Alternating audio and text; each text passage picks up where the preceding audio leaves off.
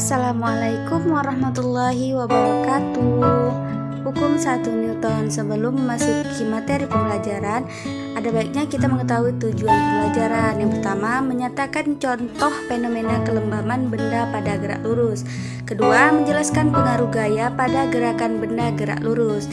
Yang ketiga, menjelaskan bunyi hukum 1 Newton. Dan keempat, menyelidiki pengaruh gaya pada gerakan benda gerak lurus melalui percobaan sederhana. Dan yang kelima, memecahkan permasalahan gerakan benda pada gerak lurus menggunakan prinsip hukum 1 Newton. Perhatikan video berikut.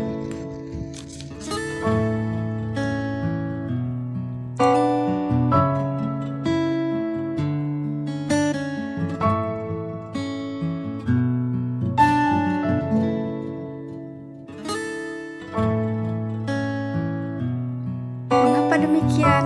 Bingung? Untuk menjawab pertanyaannya, ada baiknya kita membahas materi hukum 1 Newton. Misal, ada suatu benda diberi gaya yang sama besar, ke kanan sebesar F1 dan ke kiri diberi gaya sebesar F2. Seperti yang kita ketahui bahwa gaya adalah besaran vektor, maka jika kanan bernilai plus dan ke kiri akan bernilai minus. F1 sama dengan F2, maka sigma F sama dengan 0. Mengapa sigma F menjadi 0? Sigma itu didapat dari F1 dikurang F2.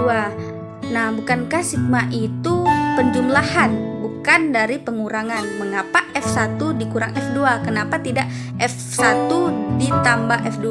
Karena gaya merupakan besaran vektor. Seperti yang kita lihat bahwa ketika diberi gaya ke kanan itu akan memberikan nilai plus dan ke kiri bernilai minus. Nah, jadi didapatlah plus F1 ditambah minus F2.